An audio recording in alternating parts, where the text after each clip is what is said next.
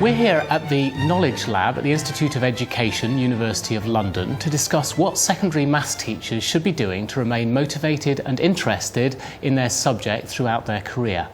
I'm Rob Eastaway. I write and speak about mathematics, and with me are Celia Hoyles, who is the government's Chief Advisor for Mathematics, Ron Taylor, General Advisor and Inspector for Maths in Hampshire, Alison Clark-Wilson, Principal Lecturer in Maths Education at the University of Chichester, and Adrian Oldknow, who is Chair of the Professional Development Committee at the Mathematical Association. So Celia, once they've qualified, do maths teachers need to learn any more maths? Well, need is a really rather strong word, but I do think that the government is very committed that all teachers have the opportunity to continue to engage in professional development in mathematics, that's subject-specific professional development. And that involves learning more mathematics, but also learning how to teach it and how to put it into practice. And I really am completely supportive of this agenda. I think we all need to learn more mathematics. And I think mathematics has changed. What we know about mathematics has changed. There are different tools by which we can engage with mathematics. And all that makes the subject fascinating and alive. And I think most importantly, you can engage with mathematics by thinking about how children engage with mathematics. It's difficult to separate out this notion of me as a mathematics teacher about how I engage in doing mathematics and how that gives me insights into the pedagogy. Mm-hmm. But I need to do it myself. Yeah. And I need some kind of incentive to do it as well, though. I need to have some purpose behind doing it.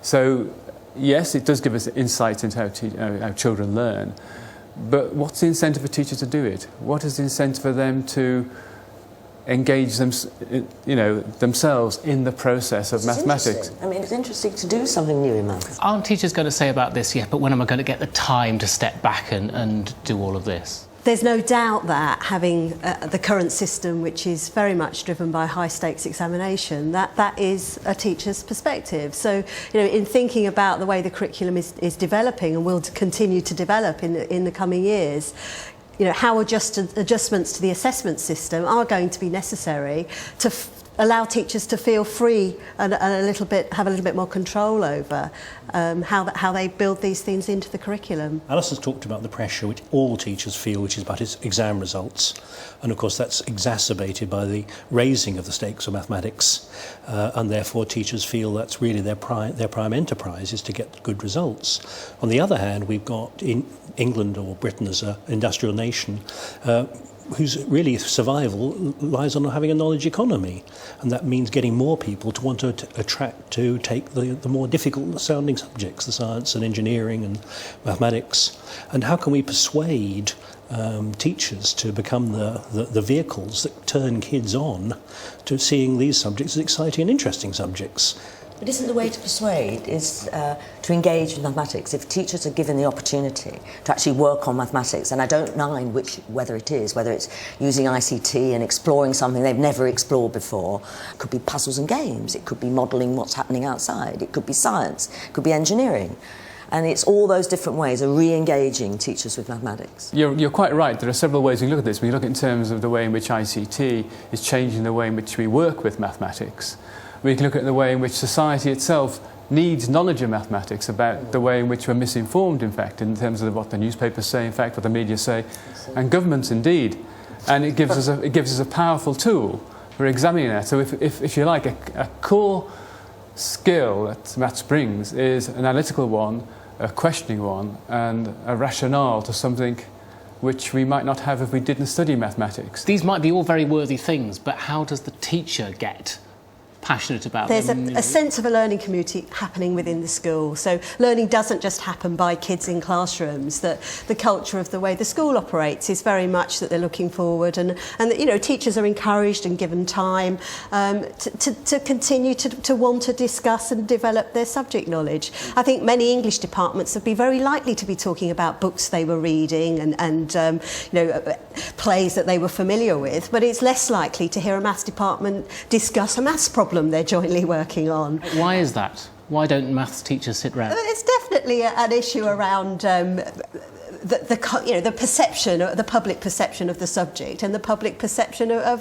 the mathematics teacher, and you either sign up to that or you act in a way that dispels that myth. I think it's a matter of changing a culture. Now Yes. you've got to have a bit of space to do it. Yes. But there are lots of very interesting and intriguing problems that people in the outside world are really quite interesting to discuss. People who are using video editing packages or photo montage or whatever, they're using ratios and fractions and proportions, they're flipping and rotating. And so it seems to me that's the issue, looking for ways in which you can relate the knowledge that the kids are getting through the curriculum to their own world and the world after education. And just knowing that fact might bring purpose and better intention about the reasons for doing mathematics. And I think, if you like, there's an incentive for teachers, if you like. I think we've got to try and work a bit more on this, and maybe it's through materials and working with mathematicians to open that up a bit, say, well, what is it that the mathematics is doing to make these things work? And asking, what's the maths behind this? Is there any maths behind this, and is there any skill? And actually taking a real example and using that as an opportunity to explore, get them debating, discussing, and bringing some sort of non-mathematical discussion in with more mathematical discussion about randomness and other interesting The key word there concepts. was debating, because an observation of many maths classrooms is there's not much debating that goes on in terms of the mathematics. They'll be debating about issues outside the classroom, but the notion that pupils and the teacher engage in a debate where they're actually looking to formalise, looking to take on conventions or develop notation that grows from the classroom experience rather than something that's actually imposed or comes from the texts. The debate has to include mathematics. And Absolutely. I mean, what's so interesting about Absolutely. is to bring in the outside perspective. I mean, clearly, because kids have a lot of experience they want to share, but part of that has got to involve some maths. And that, I think, actually, that is a trick to try and bring the bits together. That's the teacher's, the key role of the teacher. Actually opening up and thinking, well, why is it? What if the lines aren't parallel? Yeah, and all What those things, happens? which I think is interesting for teachers, and also for them to investigate the mathematics behind it, and then how far you can go to make that investigation open to your students, Key Stage 3 or whatever. And I do want to go back to, because that sort of investigation is so facilitated by the tools we have available with ICT, which I think, trying to work out by looking around at congruent triangles and exploring them with dynamic geometry, I think we have got such potential to do that, to open up the discussion that Alison is talking about. This is all very well, but let's remember that we're talking about teachers who are extremely busy and exhausted and dealing with class day on day. They're going to say, well, where am I going to get the time to do this stepping back and thinking about my subject? If I'm right, I think there was a white paper on teachers' entitlement to professional development at the time of Estelle Morris, which has never actually come into law. But a lot of countries actually have entitlement built into teachers' contracts. And for example, in America, the teachers are expected to go and take 5-day professional development courses, and to renew their teaching licence after 10 years, they have to show what they've done in terms of professional development. I'm not saying we can do that overnight, but to have that built into the employment conditions. And the difficulty is, at the moment, because teachers are going to say, it's not a stick, it's an entitlement. Right. Oh, but not out of your holiday then, and in term time that you're taking this. Yes, you have to redefine exactly what is your holiday entitlement, I guess, what is your teaching expectation, and what is your professional development. You have to define a balance. A lot of the ideas that you've been talking about are great for the dedicated mathematician, but a teacher of 14-year-olds might well be saying, yeah, but how does this relate to my class of normal teenagers? Well, they can't begin to answer that question unless they're given time themselves to reflect upon that question, whether it be for their own, if you like, subject enhancement, for their own time to reflect upon what they know about maths and to come to terms with the kind of maths that now is, in the world. And if you like, maths knowledge has grown immensely in the last 100 or so years. We can never begin to know everything. But even so, unless we give teachers time to come to terms with what's out there, and also to reflect upon how that knowledge makes it more relevant to what they might do with their pupils, they're not going to get anywhere. The time is absolutely crucial there. And what Adrian's mentioned in terms of how we must actually have an entitlement, I think Adrian used the word, to CPD in our school system, we're not going to achieve what we think we want and need. And one complicating factor really is the local management of schools.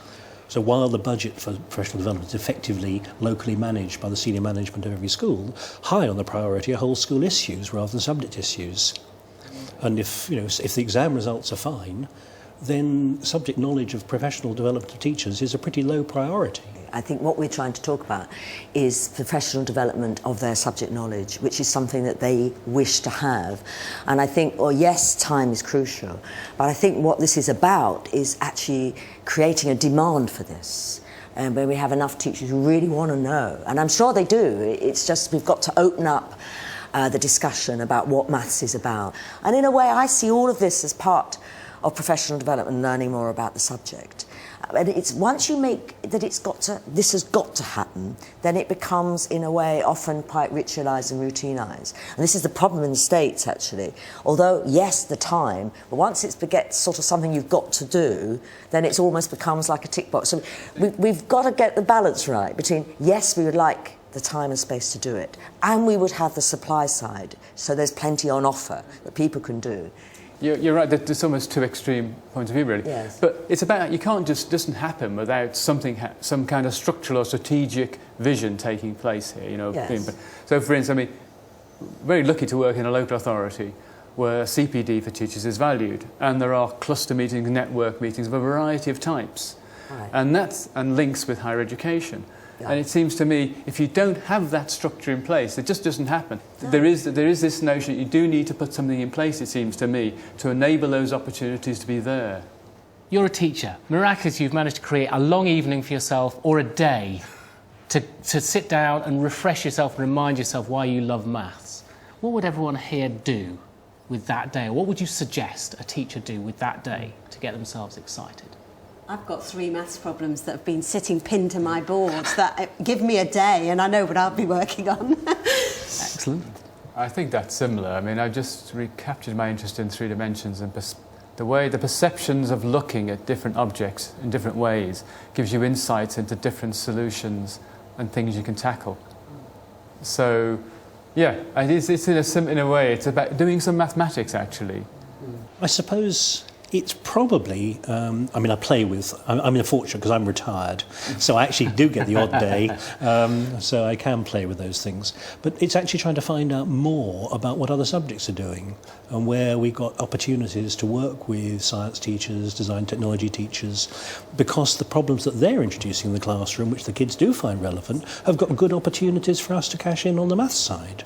And I think that's an area which the national curriculum hasn't helped at all. We're very tightly subject divided. Celia? I think I'd like to revisit fractals, because a long time ago, I did fall in love with Logo, which was a very simple programming language for kids. And through doing Logo, I actually started to explore fractals that I knew nothing about. And these amazing things, they're very simple programs, can generate these incredibly complex structures that are really interesting in their self-referencing, recursive, beautiful, and they have this wonderful properties, things like the Koch snowflake, where you have an infinite perimeter and a finite area. And I think those sorts of things are fascinating. And I think they're accessible for kids as well, if you give them the right tool. Well, that's all we've got time for. Thank you very much, Ron and Alison and Celia and Adrian.